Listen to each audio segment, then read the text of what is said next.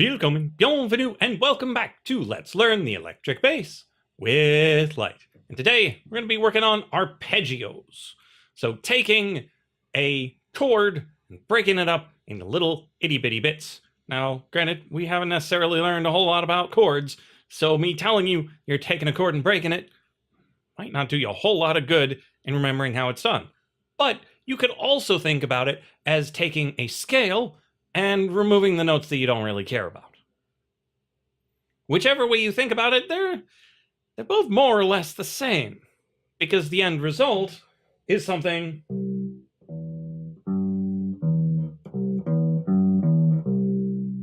that has a harmonic function, but also a melodic type function. So whether you take it from the harmony and turn it into a melody, or take a melody and turn it into harmony, you end up in the same place.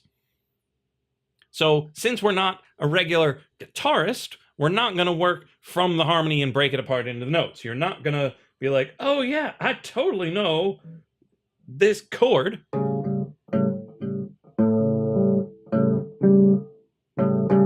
You don't know that chord.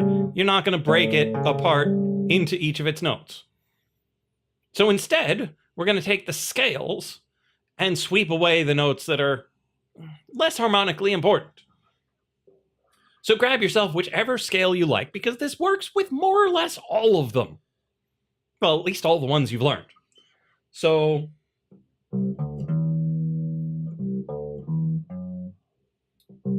works with Lydian,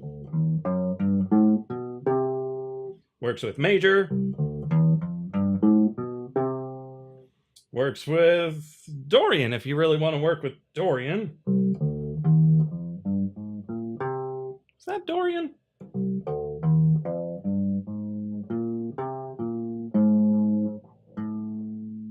Not quite Dorian.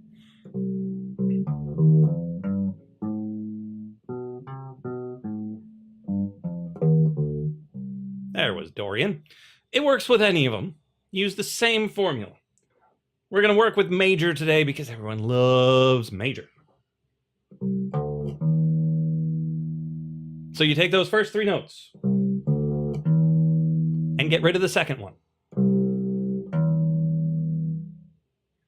because it's just passing through from the first one to the third one. And then you do the same thing. You get rid of this fourth note on its way to the fifth. So instead of going, we're going 1, 3, 5.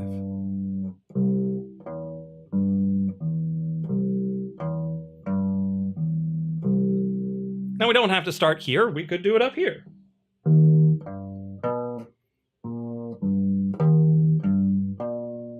Or we could do it to the next string up.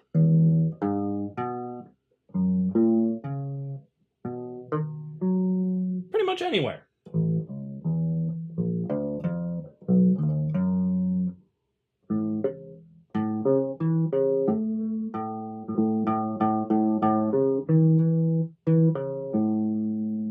And so that is a major arpeggio. Easy, isn't it? You just take your major scale, grab 1, 3, and 5, you're good to go. Let's say you wanted a minor arpeggio. We go back to that minor scale we were doing at first, which I thought was Dorian for a second, but it wasn't.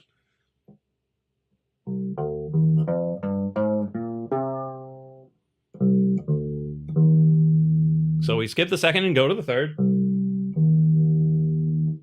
Skip the fourth and go to the fifth.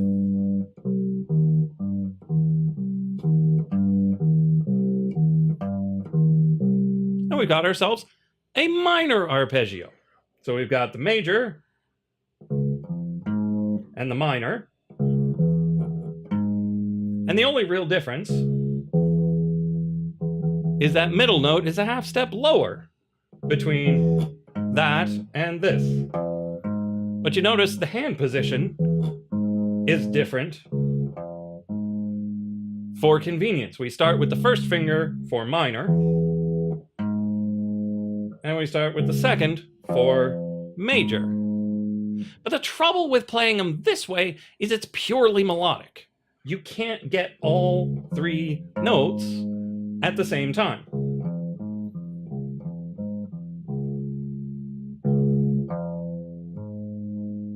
Because the moment you get to that fifth, you don't get the third anymore. So what we're going to do is find another way to play it. It's always important to see if there are other ways to play any given thing you find. So instead of going and getting the fifth up here on the pinky, how about we try putting it another string higher and going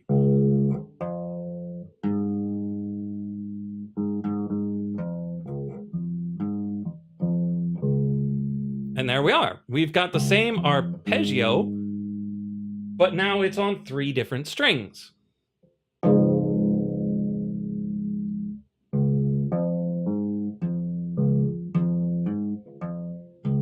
So now we can play it without moving our hand at all, which means we can play it all together as a chord, purely harmonic, or we can play it separately as an arpeggio. And the same holds true for the minor. Instead of having it just go 1 fret from here to here, to make it minor, you just bring this down 1. Use your next finger down.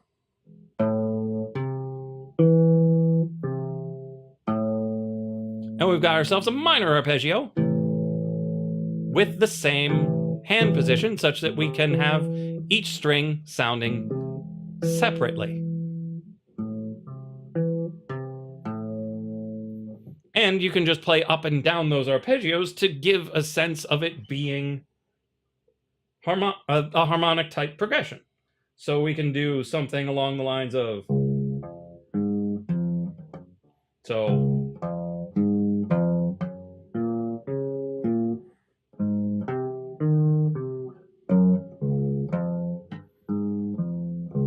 I don't have a whole lot of practice in this, so it doesn't necessarily come across quite as well as I would like, but it's essentially, I think my 3rd string might be a little flat. So we've got this chord going, and then we do a 4th higher. And then a step higher than that would be the 5th. And you bring that back down to 1. And so you have 1, 4, 5, 1. It's very common. Similarly, you could do 1, 2, 5, 1. Now that's not the best voicing for it, and as a bass player, that's not what you're really going to play. But to get your head around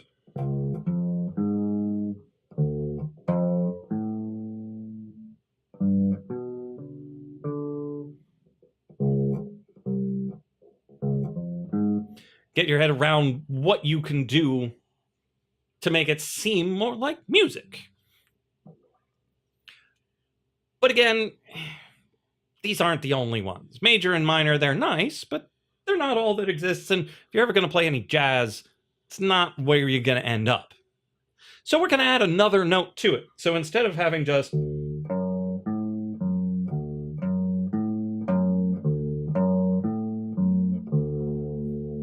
we're going to continue it up even further.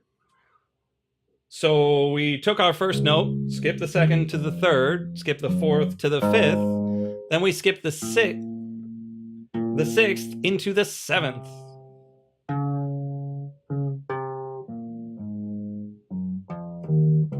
So 1, 3, 5, 7.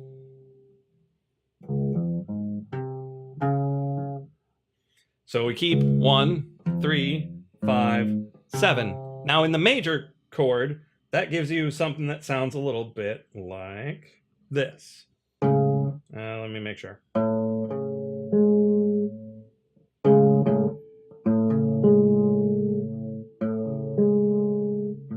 Now I leave the 5th out because the 5th is the least important out of all of these.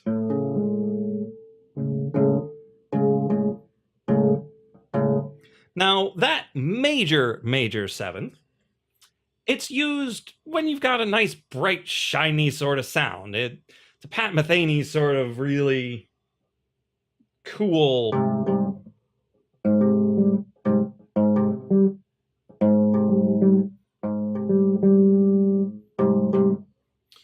But in more of jazz, you're going to actually run across the Mixolydian mode's 7th chord. So we talked about the Mixolydian before. You take your major,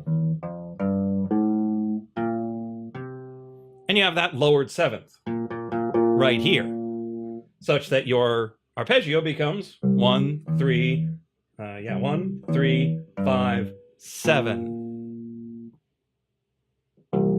Now, it doesn't sound great down there, but if we move it up here,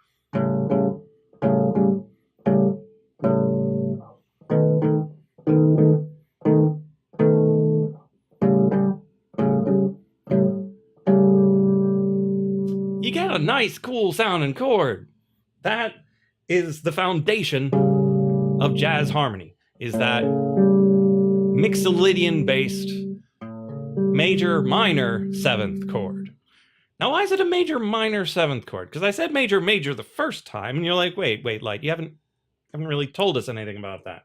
Well, the distance from this 1 to this 3 is a major 3rd.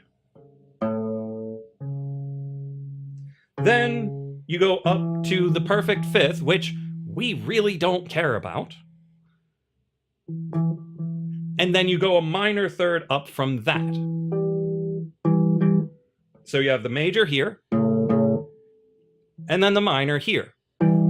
So that's major, minor, 7th chord.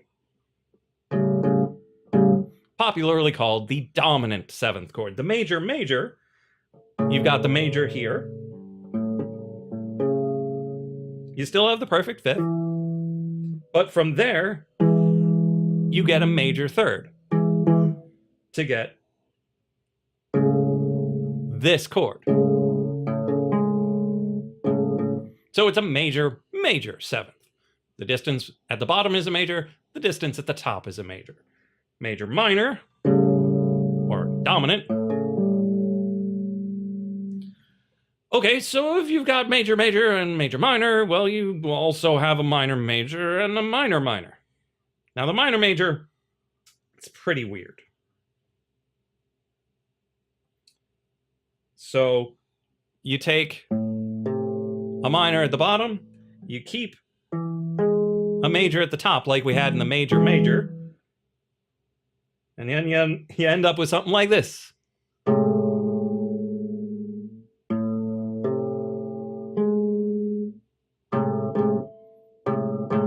Now that one's a bit rough.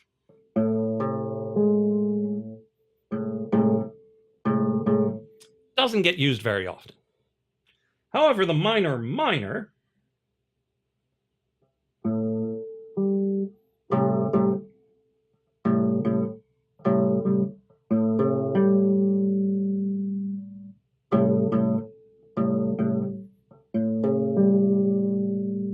that one gets used quite a bit. So you have the minor at the bottom, minor at the top. Minor, minor 7.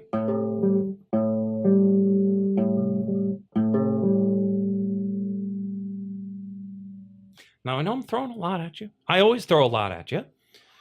But the main reason I tell you that is because when you've got that 1, 2, that 2 would be a minor minor. The 1 could be major minor, could be major major, depending on how you're feeling. So you could have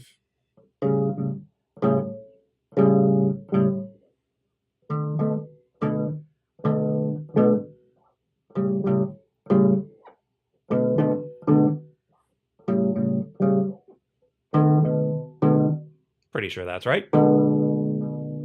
And then from that 2, you go to the 5.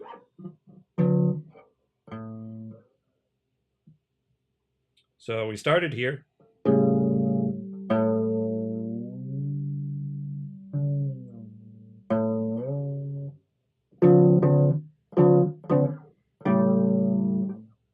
entirely certain that's right. But you do a 1, 2, 5, 1. Well, the 2 is a minor minor. The 5 is definitely a major minor. And then the 1 could go either way.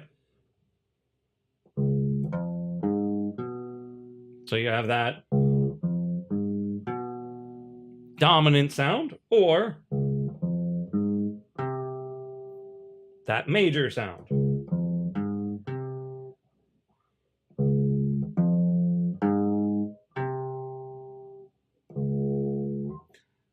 Onto the minor sound.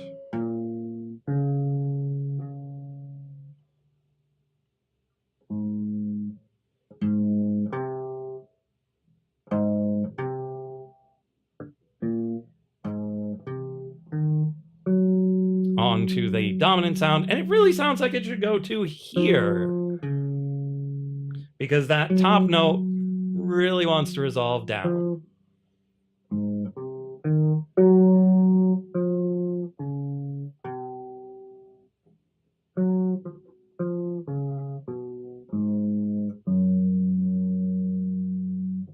So, quick review. Arpeggios. You take chords, you break them apart, or you take scales, get rid of the notes you don't like. 2 ways of doing major.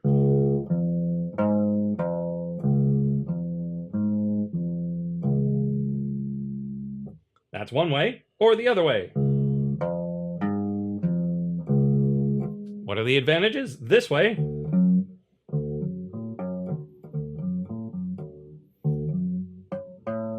Lets you go higher faster. Because if you try to do that with this, the 7th is on the same fret. Causes minor problems when trying to do it quickly.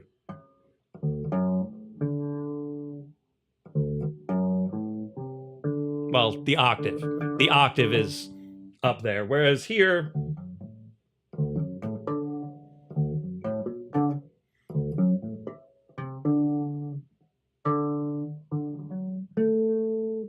it'll be easier to go faster and higher eventually. So that's major or minor.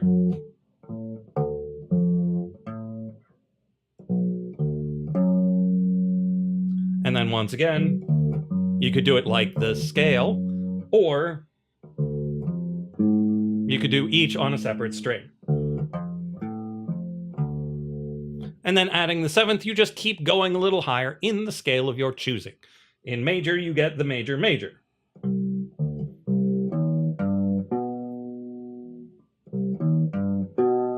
In Mixolydian, you get the major minor. In Lydian, it's still the major major like it was in major. Because the only difference is the raised 4 versus the regular 4.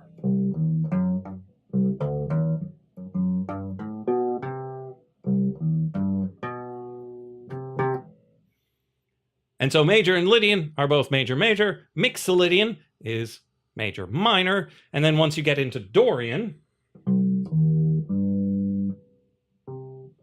you end up with the minor minor.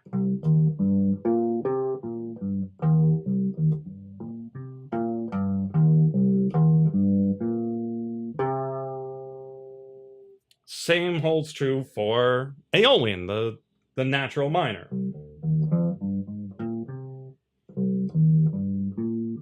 Still minor minor. You only get the minor major when you're working with a melodic minor scale, which I haven't even taught you because it complicates things a bit. But those are the 3 primary chords that you're going to need for any sort of jazz situation. And all you do is learn the patterns.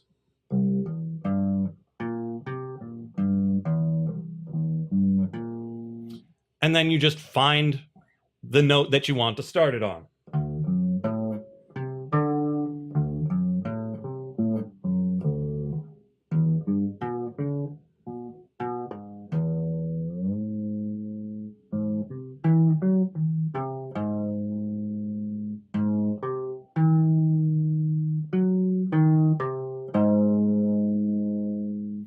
And so if you find anything that has changes using those 3 seventh chords or those 2 just basic triads, you can get through the vast majority of the tune.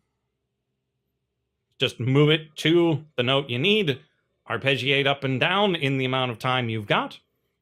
You're good to go. Now, there are a couple additional chords and modifications to the chord that you might see written down that might throw you for a loop, because we haven't learned augmented or diminished, diminished being more common than augmented. And anytime you got flat 5s and flat 9s and sharp 11s, well, they cause additional trouble, and we will cover those. Just not this time, because we're already over time. But those are the arpeggios, how you can build them. And if you've got some other scale you've come up with, try to see whether or not taking out every other note leads to an interesting arpeggio. Probably does. But that's all I've got for this episode. I will see you in the next episode of Let's Learn the Electric Bass with Lyte.